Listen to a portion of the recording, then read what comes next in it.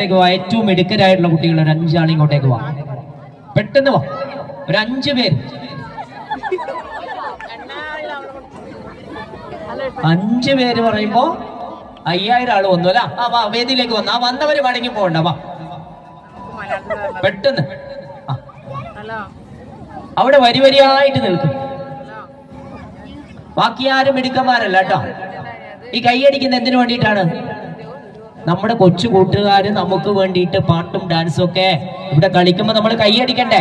ആ, ഏറ്റവും മിടുക്കരായ കുട്ടിയോട് ഞാൻ ചോദിക്കട്ടെ, ഒന്നും കൂട്ടിയാൽ എത്രയാണ് മക്കളെ?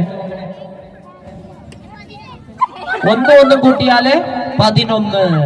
വാർഷിക ഉത്സവം നമുക്കിവിടെ നിർത്താം അല്ലെ? 11. പിന്നെ ഒന്നും കൂട്ടിയാല്